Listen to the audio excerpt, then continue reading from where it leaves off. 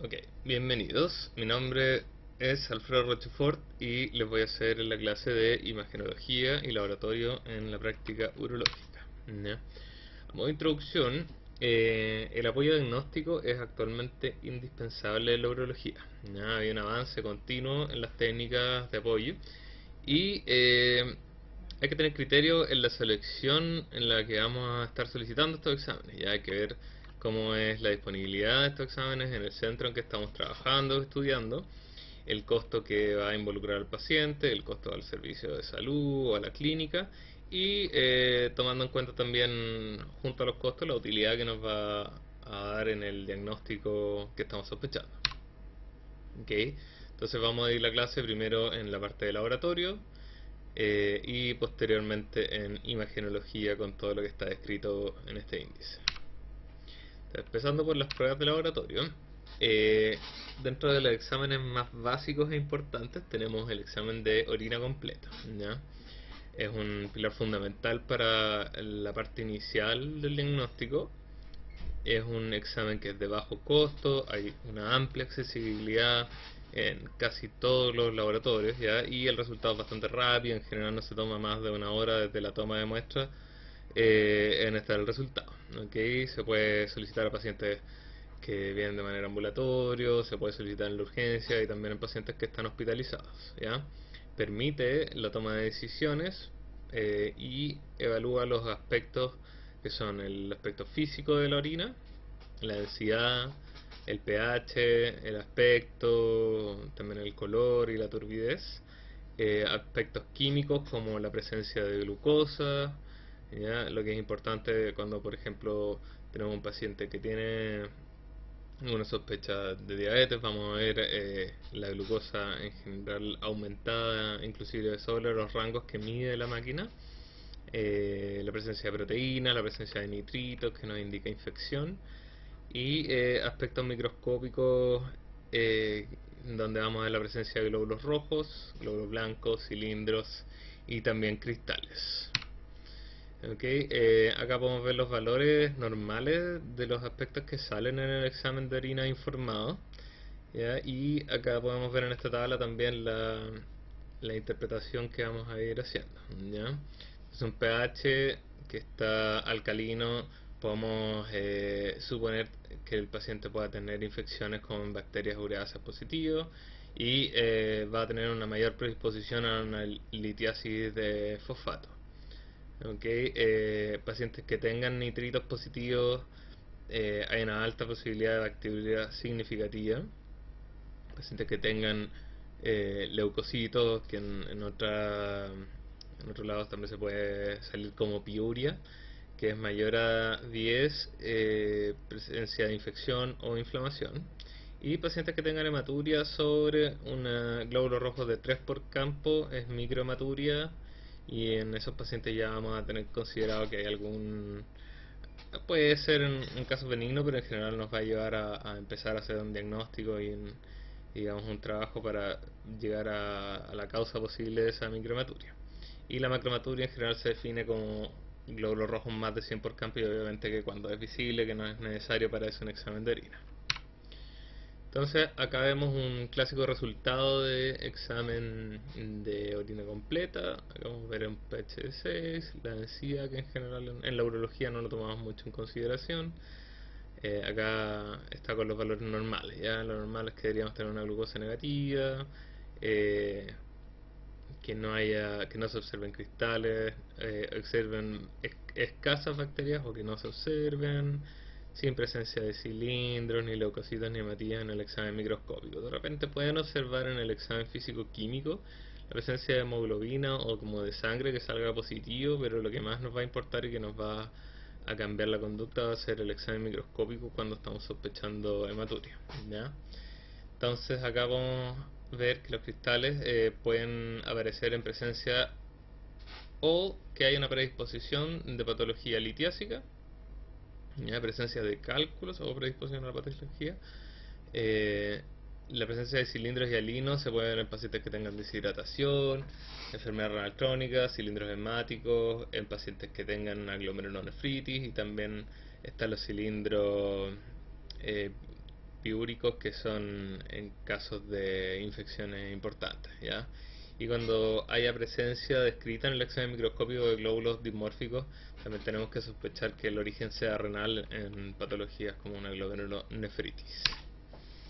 Las tiras reactivas son exámenes como más básicos que el examen de orina completa y en donde uno mete una tira en la orina y esta cambia de color y el envase de las tiras trae como una leyenda donde uno puede ver qué significa, digamos, el cambio de coloración de la tira luego de ser, digamos, como pasada por orina, ¿ya? Entonces, sirven para detectar presencia de glucosa, proteínas en la orina, leucocitos, nitridohemoglobina o cetonas. Y nos pueden ayudar para el tratamiento empírico en, digamos, hospitales, centros que no tengamos acceso a pruebas de laboratorio un poco más avanzadas, como en los SAPU, en los SAR, pacientes que estén postrados y que uno vaya a hacer una visita y uno puede, digamos, andar con estas tiritas que son, digamos, como llevables. Ok, y el urocultivo es otro examen muy importante ya que es el gold estándar para la confirmación de una infección del tracto urinario, ¿ya? Y se definen las infecciones como la presencia de más de 100.000 unidades formadoras de colonia y que tengan además sintomatología, ¿okay? Ya que si no hay sintomatología estamos en la presencia de una bacteriuria asintomática. ¿Okay? Se debería entonces, como protocolo para el urocultivo, siempre tomar el segundo chorro, de esa forma evitamos la contaminación de microorganismos que estén en la uretra distal, ¿ya? El resultado habitualmente va a estar a las 48 horas, entonces cuando si es que en algún lugar les informan un urocultivo negativo a las 24 horas, hay que quizás solicitar un reinforme después de las 48 horas y casi siempre se informa junto al urocultivo la sensibilidad, que es en otras palabras el antibiograma, ¿ok? Y con eso nos permite ajustar el tratamiento antibiótico cuando le estamos dejando a un paciente de manera empírica. Con el resultado del urocultivo podemos decidir después un tratamiento que quizás sea más barato para el paciente, ¿ya? También se requiere urocultivos negativos previo a procedimientos de vía urinaria, por lo tanto también tiene esa utilidad del examen y siempre se debería solicitar un urocultivo en estudios de foco séptico ya que un examen barato, ampliamente disponible y fácil de tomar, no invasivo, ¿ok? Entonces, como caso clínico, tenemos una paciente femenina de 67 años con fiebre, dolor lumbar izquierdo y síntomas urinarios sin náuseas ni vómitos. En el examen de orina completa hay presencia de leucocituria significativa y nitritos positivos. El urocultivo sale con más de 100.000 unidades formadoras de colonia de Escherichia coli, multisensible. Entonces, en este paciente, ¿cuál va a ser su sospecha diagnóstica? Les, les doy tiempo para que, para que piensen. Si quieren pueden pausar el video. Bueno, la sospecha diagnóstica de esta paciente va a ser en primera instancia una pielonefritis izquierda, ¿cierto? Tenemos, digamos, un dolor, tiene la fiebre. Ya con la presencia de fiebre, ya estamos más o menos descartando una infección del tracto urinario bajo. Son excepcionales las infecciones bajas con fiebre. Y aparte se nos está agregando un dolor lumbar izquierdo, ¿no? Pudiésemos agregar también que haya o no puño percusión, pero en general esa va a ser nuestra primera sospecha, ¿ok? Luego, el tratamiento que le vamos a dar empírico puede ser con, con quinolonas, como el levofloxacino, como el ciprofloxacino, ¿ya? También puede ser con cefalosporinas, como la ceftriaxona, cefadroxilo, el cotrimoxazol también es un buen antibiótico para las infecciones urinarias. Y ahí deberíamos ver según el resultado del urocultivo si tenemos la sensibilidad del microorganismo, ¿ok? Siempre considerar que en estos pacientes tienen que tener una buena hidratación, manejo del dolor, manejo de otras patologías que se puedan descompensar como una diabetes, etcétera, ¿ya? Siempre eso tenerlo como en consideración porque las pielonefritis pueden ser desde muy leves a muy severas. Y hospitalizamos a esta paciente, perfectamente podríamos manejarla de manera ambulatoria ya que tiene buena tolerancia oral. ¿ya? En general eso es lo que nos va a dictaminar en primera instancia. Tenemos una paciente que está estable, que digamos está consciente, no tiene signos de shock, nada de eso, pudiésemos manejarla ambulatoriamente si es que tiene tolerancia a medicamentos orales. Si es que no, hay que hospitalizarla para tratamiento endovenoso, y obviamente que si está choqueado, tiene alguna otra complicación, también la vamos a hospitalizar. ¿Ya? Estamos siguiendo con los exámenes de laboratorio. La creatinina o creatininemia, digamos, es la concentración sanguínea de creatinina, ¿ya? Para que les quede claro, la creatinina es el producto de la degradación de la creatina en el metabolismo muscular, ya es una proteína que está en la sangre, pero que también puede estar en otros lados, ¿ok? Eh, Nos sirve como medición indirecta de la función renal global en un momento dado, ¿ya? Por lo tanto, no permite evaluar cronicidad, y sí es importante el seguimiento para decidir si hay una cronicidad, si hay una falla renal aguda, ¿me entienden? Y los valores normales, así como bien estándar, va a ser en el hombre menor o igual a 1.2 y en la mujer menor o igual a 1.1, ¿ya? ¿Por qué les digo eso? Porque como les comentaba, depende del músculo. Entonces, si tienen por ejemplo, un hombre que mida 1,90 m, que tenga una gran masa muscular, puede ser que tenga 1.3 de creatinina y no tener una falla renal.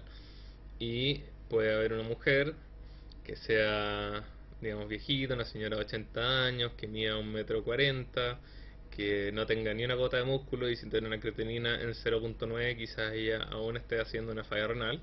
Y eso lo definimos con las fórmulas de velocidad de filtrado glomerular, ¿ya? Pero eso no es tan relevante para esta clase, así que, pero es como para que lo tengan como concepto, que la creatinina es una medición indirecta y no es 100% fidedigna por sí sola para ver la función renal, ¿ya? Entonces, en la urología nosotros utilizamos la creatinina para diagnosticar falla renal aguda, ¿ok? O como otra denominación, la injuria renal aguda, acute kidney injury, ¿ya? La relación Buncrea menor o igual a 20 nos permite también diferenciar a veces alguna causa, como cuando es menor o igual a 20, eh, que no sea una falla renal prerrenal, ¿ya? Y en urología siempre nos importa considerar la hidronefrosis para definir que la falla es postrenal, ya que eso es como que nos va a competir en urología, y que es la parte por obstrucción, ¿cierto? Entonces hay que tener ojo con la compensación contralateral. Cuando tenemos una obstrucción unilateral y tenemos una creatinina normal, puede ser que igual el riñón contralateral el que esté con hidronefrosis, esté igual, digamos, haciendo una falla de ese riñón, ¿ya? Y en falla renal vamos a tener aumentos pronunciados y precoz de la creatinina, ¿ya? Por ejemplo, si un paciente tiene una retención agua de orina, ese paciente habitualmente va a tener un aumento hasta 10, inclusive hasta 15, y lo mismo va a ocurrir luego que resolvamos la obstrucción, va a haber un descenso que puede llegar hasta una resolución ad integrum del valor de la creatinina, ¿ya? Y también nos sirve en urología cuando medimos la concentración de creatinina en otros líquidos o en colecciones que están cercanos a la vía urinaria y que sospechamos que pueda haber una extravasación de orina. Podemos medir la creatinina y con eso definir si es orina lo que está extravasando o es algún otro tipo de líquido. Ahora, con respecto al antígeno prostático específico, un examen muy importante en nuestra especialidad, ¿ya? Es una proteína que se produce en las células de la próstata. Como función, licúa el coágulo seminal después de la eyaculación y así facilita la liberación de los espermatozoides, ¿ya? El método de elección para el screening de cáncer de próstata junto con el tracto rectal, y como dato importante tiene una vida media de 2 a 3 días, ¿ya? Eso es importante cuando uno quiere hacer un seguimiento, cuando uno sospecha que hubo algún trauma, que hubo alguna inflamación y todo eso, queremos ver que baje. Ese es el tiempo que vamos a estar como dándonos para que el valor se disminuya a su mitad, ¿ya? Entonces, dentro de los falsos positivos, por muy específico que tenga el nombre, tiene falsos positivos, ¿ya? Dentro de los cuales es importante la inflamación prostática, infecciones de la vía urinaria, el mismo crecimiento prostático va a generar también un aumento del antígeno. Y deportes extenuantes como el ciclismo y la actividad sexual también. El ciclismo tiene como ahí, aparte del deporte mismo, el contacto, digamos, como del asiento con la parte perineal cercano a la próstata también, eso puede hacer que se libere un poquitito más de antígeno a la sangre y nos aumente el valor, ¿ya? Traumas de la zona también. Y los valores normales en general se definen como menor o igual a 4, pero hay que tener harta importancia en la interpretación con la edad, ¿ya? Pacientes que van a ser joven, yo no voy a esperar quizás que el paciente tenga un valor de 4 para derivarlo o para iniciarlo el estudio, ¿ya? Pacientes que sean menores de 50 años deberían tener sí o sí bajo 2,5, entre 50 y 60 menor o igual a 3,5, hasta 70 menor o igual a 4, y en pacientes que ya pasa los 70 años, inclusive pudiésemos ser más permisivos antes de pensar en estudios más invasivos como una biopsia, ¿ya? Y en pacientes sobre 80 años, la verdad que ya no importa tanto hacer el screening, ya que los pacientes no van a recibir tratamientos primarios por cómo está, esto es principalmente dado porque el cáncer de próstata es característicamente, tiene una historia natural que avanza, progresa lentamente, ¿ya? Entonces, ahí ya solo se toman en sospecha clínica, síntomas urinarios, hematuria, dolor óseo, eso. Entonces, ¿cómo mejoramos el rendimiento del antígeno?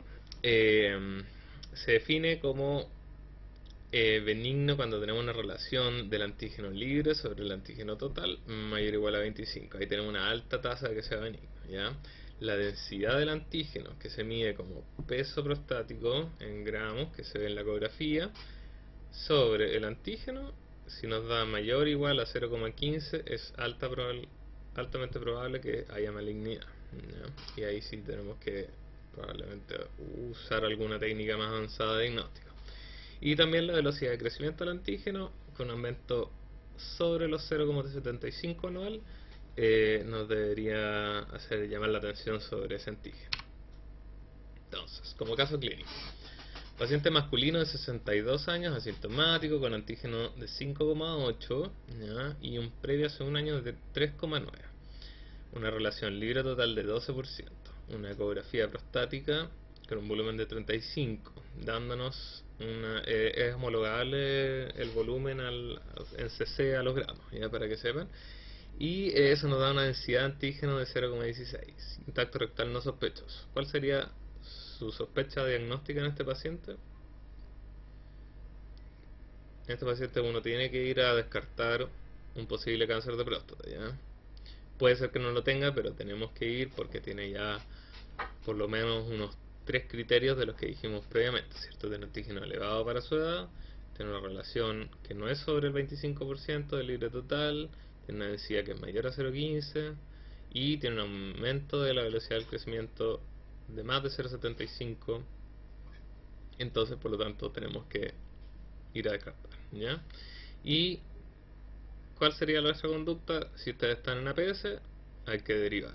Si ustedes trabajan en la parte de urología, ahí uno va evaluando probablemente antes de hacer una biopsia, convendría hacer una resonancia, que es un examen que es más específico y sensible para cáncer de próstata clínicamente significativo, no invasivo y nos permite aparte dirigir la biopsia.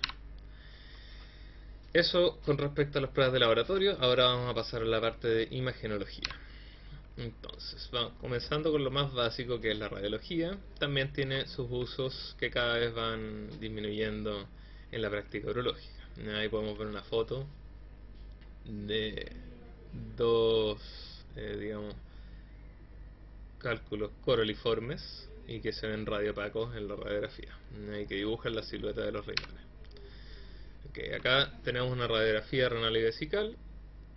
Es de amplia disponibilidad, es rápida de tomar y nos ayuda principalmente a diagnosticar litiasis cuando tenemos una sospecha, ¿ya? Y cuando lo solicitaríamos, si es que no disponemos de pilotac, que eso puede ser en caso de que alguien se vaya de general de zona, ahí a PEL, ponte. Antes no teníamos en el hospital, solo teníamos radiografía, el escáner llegó muy tarde Y cuando hay un paciente que está con un dolor 10 de 10, que ya lleva su como segunda consulta, y el hospital más cercano queda 4 horas, le tomaba una radiografía renal vesical y se veía una imagen similar a esta, digamos que es la proyección de la unión piel-ureteral, que era justo del lado que le dolía. Entonces le dije, no, sí o sí es un cálculo, y con eso me llevó a una derivación más pronta, al derivar al urólogo de Coquimbo. Acá vamos a ver una pielografía, ¿ya? En donde se ve la silueta de los riñones, del sistema colector de los riñones, los uréteres que están dilatados, que tienen tortuosidades, y ahí eso se ve habitualmente en la hidroureteronefrosis más severa, ¿ya? Entonces hay distintos tipos de pielografía que se pueden hacer. Pielografía endovenosa, en donde se inyectan medios de contraste y después a los 5 o 10 minutos se empiezan a tomar placas y de a poco se van dibujando las siluetas de la vía urinaria, ¿ya? Y se va a partir por los riñones obviamente, y después llegando el contraste hacia la vejiga. Pero tenemos pilografías anteroras o directas, en donde se hace un acceso percutáneo, ¿ya? Y uno llega con una aguja, luego uno puede dilatar o no, y con la aguja acá uno inyecta medio contraste al sistema colector y va de vía anterora desde los riñones hacia adelante pintando la vía urinaria. La pielografía retrógrada, uno hace un acceso retrógrado desde la uretra por la vejiga, uno canaliza los uréteres y mediante eso mediante un catéter uno inyecta medio contraste hacia arriba y se va dibujando desde abajo hacia cefálico la vía urinaria. Y nos sirve, el uso actual de la pielografía es principalmente la evaluación anatómica dentro de pabellón, ya que ahí tenemos arco C, tenemos, digamos, la radioscopía, y en pacientes que están complicados, de repente politraumatizados, y queremos ver si es que hay que explorar el retroperitoneo, pudiésemos solicitar una pielografía en el pabellón. La uretrocistografía retrógrada es un examen que es el gold estándar para el diagnóstico de estrechez uretral, ¿no? Lo que se hace es una inyección de medio contraste por una sonda que se pone en la uretra bien distal, cercano al meato, y vamos a ver dos fases. La retrógrada, que va apareciendo el contraste hasta el sitio de la estrechez, y vamos a ver un paso filiforme en el punto de la estrechez. Luego vamos a ver que el contraste llega a la vejiga y después, pero en la parte distal vamos a ver bien la estrechez, pero después en la porción distal tiende a perderse. Entonces nosotros después le decimos al paciente que intente orinar y va a haber una apertura de la uretra y de la parte proximal de la uretra, y ahí se nos va a dibujar la longitud y el nivel de estrechez, digamos si tiene el tamaño del lumen y cuán larga es la estrechez, ¿no? Nos sirve también para planificar el pabellón, la corrección de la estrechez, etcétera. Ahora, pasamos a ecografía en urología, ¿ya? La ecografía tiene amplia disponibilidad. En los últimos años, inclusive, hay autores que hablan de que debería ser como parte del examen físico. Está súper disponible en los servicios de urgencia, inclusive en los hospitales, en pabellón, en las zonas de procedimiento. Entonces, es un elemento que uno tiene que familiarizarse mucho, ¿ya? Es algo que no tiene radiación, permite aparte hacer procedimientos ecoguiados, ¿ya? Como punciones renales, por ejemplo, punciones de colecciones, etcétera. Y en la urología va a ser principalmente para la evaluación anatómica de los riñones, la vejiga y los testículos, ¿ya? Entonces, partiendo con la ecografía renal, vamos a ver la anatomía renal. Ya vamos a ver la corteza, vamos a ver el seno renal, que es la parte donde está la pelvis, ¿cierto? Acá se puede ver las pirámides prominentes, ¿ya? Y nos sirve para, por ejemplo, observar una pérdida de la diferenciación córtico-medular en la enfermedad renal crónica. Eh, También en pacientes que tengan hidronefrosis se va a observar una dilatación de los cálices y la pelvis renal. Y hay que tener harto ojo porque muchas veces en la ecografía les van a les van a informar litiasis renal, pero la verdad que no es el examen de elección y no siempre debería corroborar con otro examen que vamos a ver más adelante, ¿ya? Y lo que uno observa en la ecografía en la litiasis es una sombra acústica, igual que en todos los otros tipos de litiasis en el cuerpo, ¿ya? También nos puede diagnosticar presencia de tumores y quistes. Tampoco es el gol estándar, pero cuando ya hay un tamaño más o menos considerable de un tumor sólido, la ecografía puede tener una buena detección. Entonces acá vemos un diagrama que muestra más o menos cuál es la definición de hidronefrosis, ¿ya? Esto es una hidroureteronefrosis en donde se ve el uréter muy tortuoso, muy dilatado, y acá podemos ver los cálices también y las papilas muy dilatadas en comparación con el riñón contralateral, ¿ya? Y acá se ve la imagen ecográfica, como pueden ver, muy distinta a la anterior. Acá se ve muy dilatado el sistema colector. Esos son todos cálices que están seccionados por el ecógrafo, y esta es la pelvis, ¿ok? Entonces acá podemos ver una imagen clásica de un cálculo renal, en donde se ve una imagen hiperecogénica con una sombra acústica posterior, ¿cierto? Esta es la corteza del riñón y esta es la parte más del sistema colector. Acá vamos a ver la presencia de un tumor renal. Esta es la corteza, este es el riñón, y esta imagen de acá, nodular, redonda, que si le pusiéramos Doppler color tendría una vascularización. Decimos eso, tiene una imagen sospechosa de una neoplasia, ¿cierto? Luego, la ecografía pelviana nos sirve para evaluar los órganos pelvianos por vía abdominal, ¿ya? ¿Por qué? Porque existen ecografías también transvaginales, ecografías transrectales, pero en este momento vamos a hablar de la pelviana, que cuando la soliciten es una ecografía que se hace por vía abdominal, ¿ya? Sirve para la medición de la capacidad vesical, porque le van a solicitar al paciente que retenga lo más que pueda, y el raseo postmiccional, porque después al paciente le van a solicitar orinar y el radiólogo va a volver a medir la cantidad de orina que tenga, y ahí les va a poner cuánto queda de orina después de su micción. En el hombre vamos a tener aparte la evaluación del tamaño prostático, y en mujeres a veces agregan las características del útero y sus anexos, presencia de quiste, mioma, etcétera. Y dentro de los hallazgos patológicos que podemos ver en esta ecografía son la presencia de litiasis vesicales, divertículos, hallazgos sugerentes de vejiga de lucha, que es un engrosamiento de la vejiga secundario a una obstrucción crónica de la salida, una uropatía obstructiva baja, y también tumores vesicales y crecimiento prostático, ¿ya? Acá podemos ver una imagen redonda hiperecogénica con sombra acústica, entonces eso también es la litiasis, ¿ya?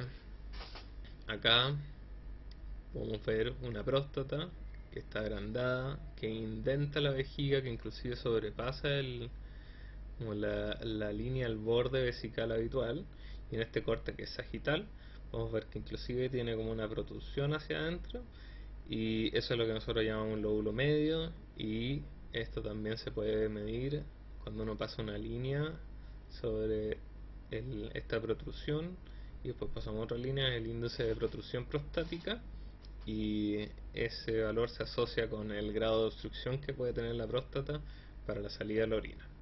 Como pueden ver, esta próstata está acá se observa aumentada de tamaño, y la mide el radiólogo como una próstata que mide 100 cc, siendo el valor normal hasta 20 cc, ¿no?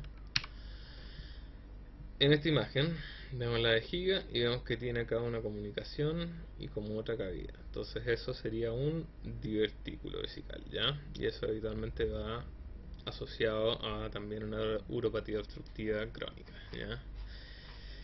En este caso vemos una vejiga y una formación nodular un poco hiperecogénica, sin sombra acústica, y esto tiene característica tumoral, ¿ya? Están en la pared lateral de la vejiga. Acá vemos una visión cistoscópica de un tumor vesical. Y en esta foto de acá podemos ver claramente un engrosamiento del pared de la vejiga con formaciones irregulares que en una cistoscopía se vería como celdas y trabéculas, que es lo que nos define la vejiga de lucha. Ahora, hablando de la ecografía testicular, es un método, es un método de alto rendimiento para la patología testicular, ¿ya?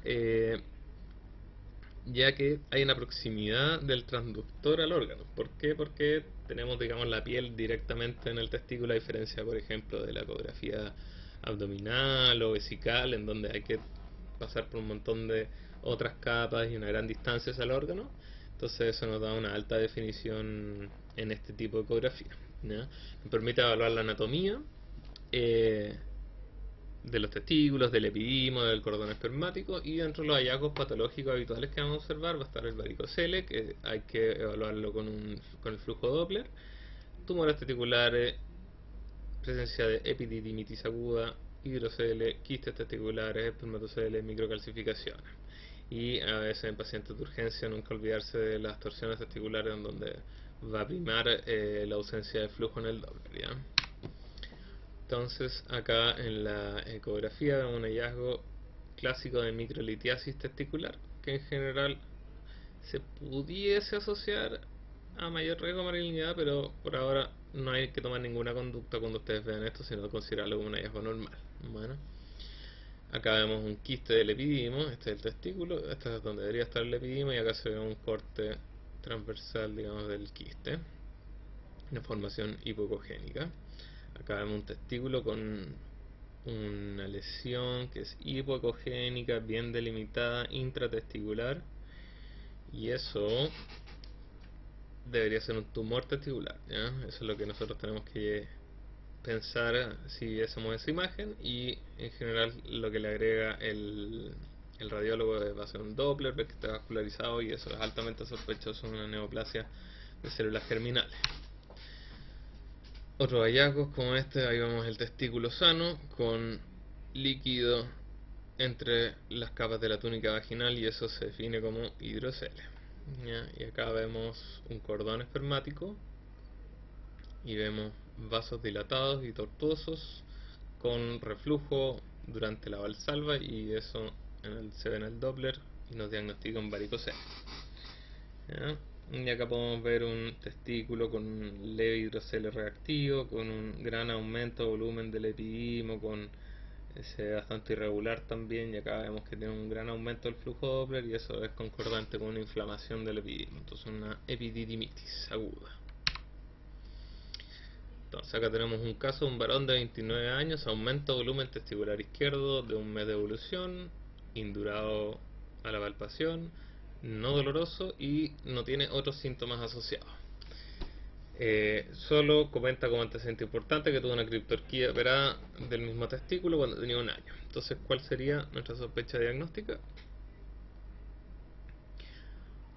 Bueno, en este paciente eh, tiene un riesgo bastante elevado de ser un tumor testicular, ¿ya? Es un tumor que es una lesión que es palpable, que es indurada en un hombre que tiene aparte la edad más frecuente de presentación, que es entre los 20 y los 40 años, ¿ya? Entonces hay que ir, y más encima tiene el factor de riesgo de la criptorquía.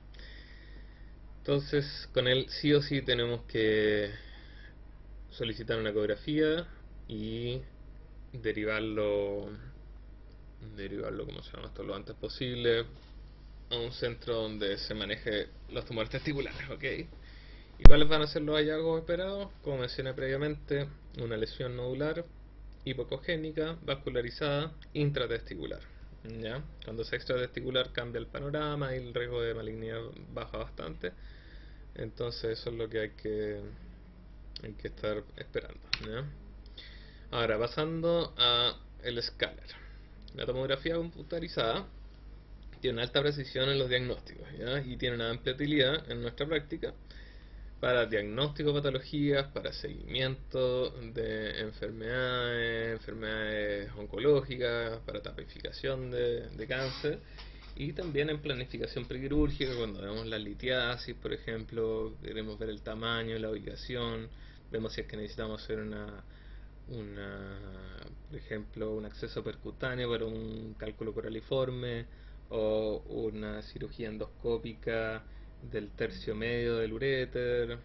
Por eso es muy importante el hallazgo del escáner, independiente que ya tengamos el diagnóstico, para ver las características de los cálculos y de otros hallazgos anatómicos en los otros hallazgos de los escáner que vayamos viendo según la patología, ¿ya?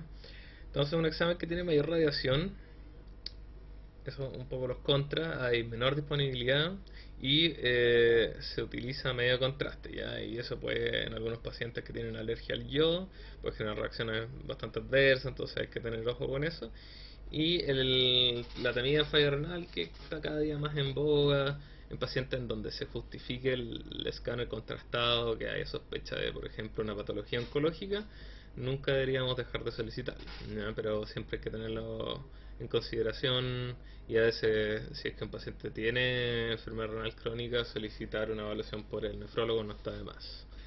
¿Ya? Entonces, en urología tenemos unas variantes del escáner que son el Pilotac, el Urotac y bueno, y el clásico escáner con contraste. En cuanto al Pilotac, es una tomografía axial, también coronal, en donde no se utiliza contraste, ¿ya? Tiene menor radiación que el escáner habitual porque se utilizan protocolos, digamos, como específicos con un poco menos de corte, y, y por lo tanto un examen que es bastante benigno para los pacientes. Y es el gold estándar en la litiasis urológica, con una sensibilidad y especificidad sobre el 95% para este diagnóstico en específico. Nos permite ver la ubicación, el tamaño, la densidad en unidades Hounsfield, que a veces nos puede orientar un poquitito al origen del cálculo, digamos, si es de ácido úrico, si es de calcio, y eso en toda la vía urinaria, desde los riñones hasta inclusive la uretra.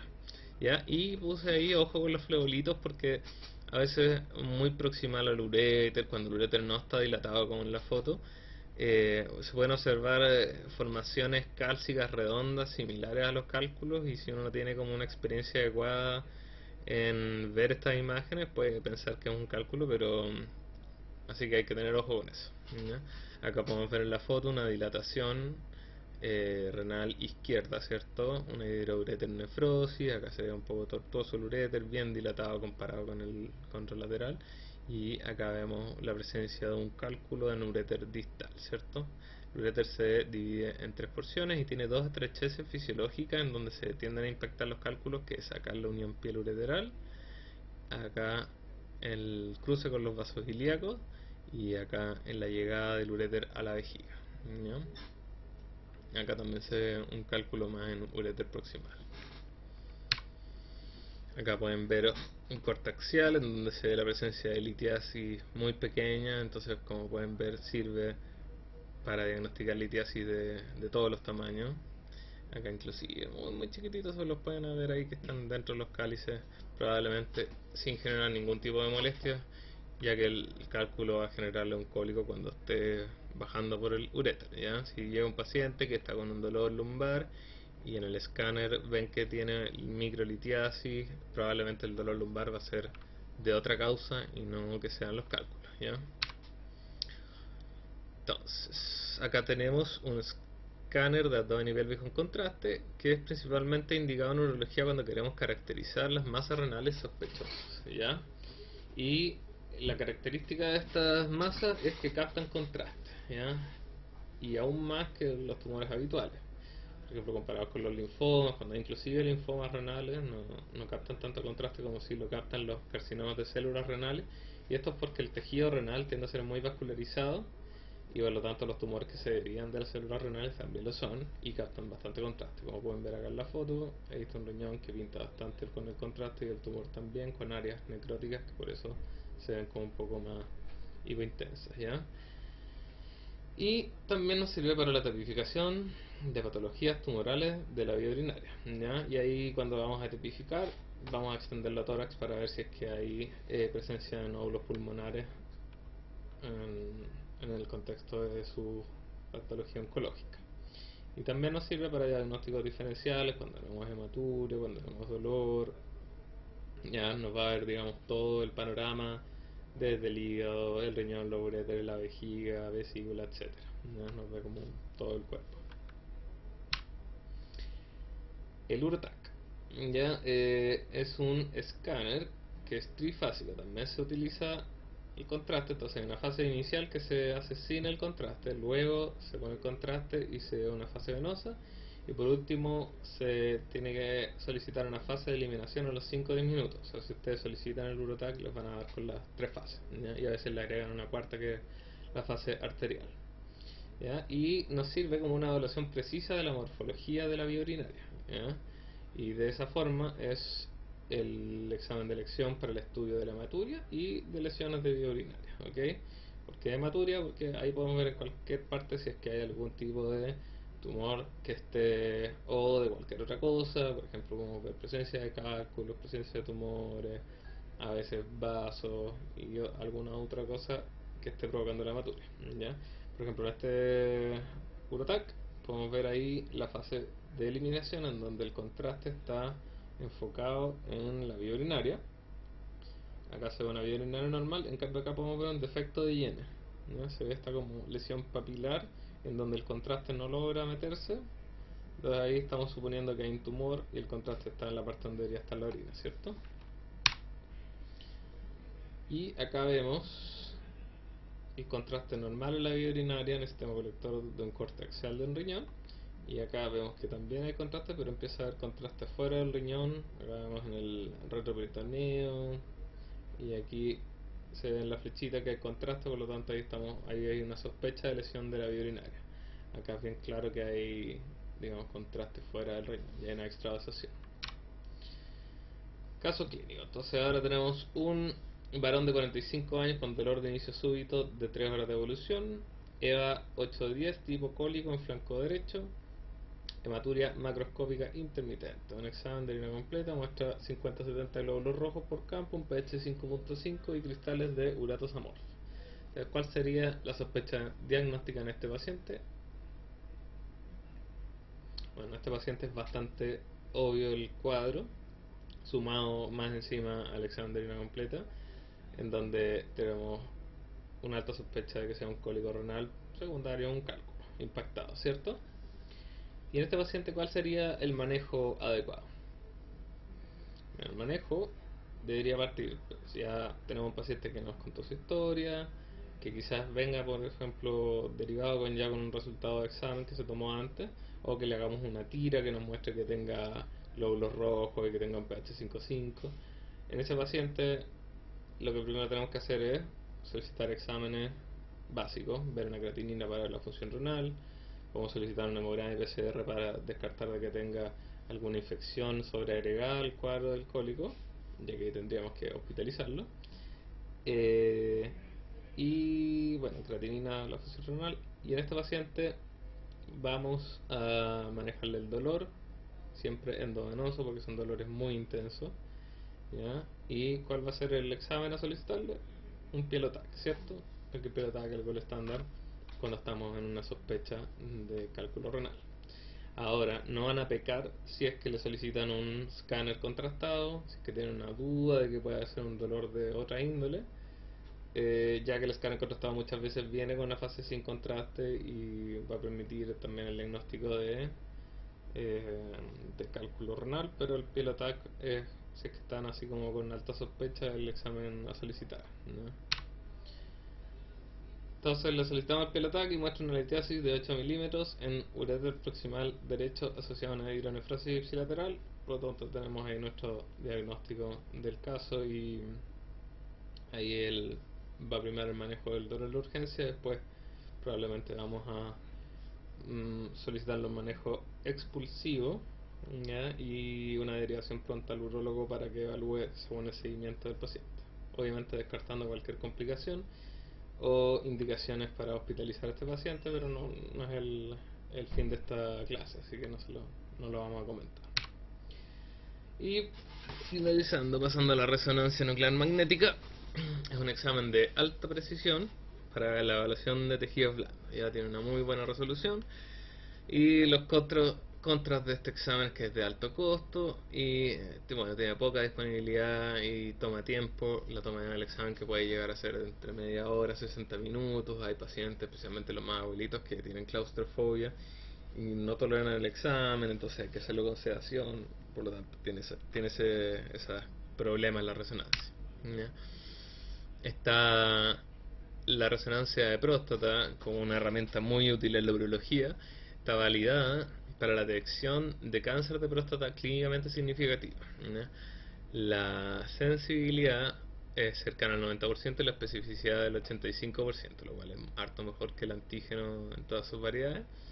Y eh, permite, por lo tanto, evitar biopsias innecesarias. Cuando tenemos un paciente que tiene una elevación del antígeno, no estamos seguros si es por inflamación de la próstata, si es por un crecimiento prostático benigno.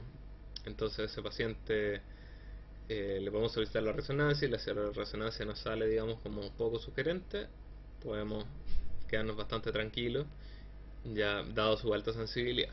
¿Okay?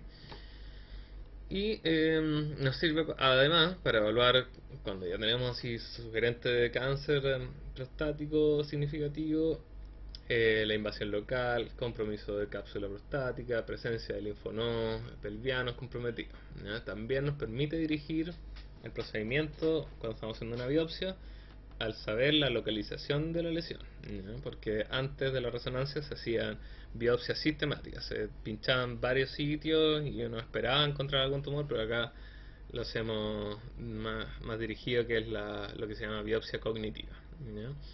Y también se está empezando a utilizar en vigilancia activa cuando tenemos cánceres de muy bajo riesgo y queremos vigilarlos en vez de hacerles tratamiento. La resonancia nos permite ver el comportamiento y si hay algunos cambios, quizás hacer también cambio de terapia. Acá podemos ver una resonancia multiparamétrica. Esta es la fase T2, que es la inicial, en donde se ve mejor la anatomía. Y acá lo que nos va a destacar son zonas hipointensas, ¿ya? Acá vemos en el lóbulo derecho una zona hipointensa, pero esto es de toda la zona de transición. Y acá vamos a ver la zona periférica, esta parte que ven acá, y acá una zona también medio hipointensa. Y lo que nos importa es la correlación que tenga la difusión. Entonces acá tenemos la zona de difusión y este se ve también hipointenso, por lo tanto estas lesiones de la zona de transición no parecen ser clínicamente significativas, pero acá si pueden ver hay una intensidad mayor en difusión que se correlaciona en la zona periférica, en la parte izquierda, con la parte hipointensa de T2, y también eso se observa alterado en el ADC, y por lo tanto eso es altamente significativo para un cáncer de próstata, ¿ya? Y en la forma en que le informan los radiólogos es con el PIRATS, que probablemente les va a sonar del BIRATS y de otras clasificaciones, TIRATS, etcétera, y que es bastante similar, ya del 1 al 5, de benigno a más maligno. La resonancia de vejiga está validada para la evaluación del compromiso de la capa muscular, ¿ya? El compromiso de la capa muscular es muy importante porque cambia el manejo del tumor vesical radicalmente, ¿ya? Tiene una buena definición del tamaño, de las características de las lesiones, el número, ¿ya? Que el escáner, y la utilidad es un poco limitada, ya que no reemplaza la biopsia cuando queremos definir tratamientos como una cistectomía radical en pacientes que tienen invasión muscular. Entonces, paciente que tiene un tumor, aunque no le pida la resonancia, no, igual va a terminar haciéndole una RTU, pero ahí podemos tener más información, nunca está mal, ¿no? Nunca está de más. Acá podemos ver, digamos, un diagrama del BIRATS, del 1 hasta el 5, y ver cómo esto va comprometiendo y cómo se va perdiendo, digamos, la integridad de la muscular del 1 hacia el 5. Y ahí el 5 tenemos ya una invasión extravesical. ¿Ya? Y acá cómo se observa, digamos, en la resonancia del 1 al 5. ¿Ya? Acá también se da un tumor que crece mucho exofítico fuera de la vejiga, ¿ya? Y eso pues. Muchas gracias a todos. Que les vaya muy bien.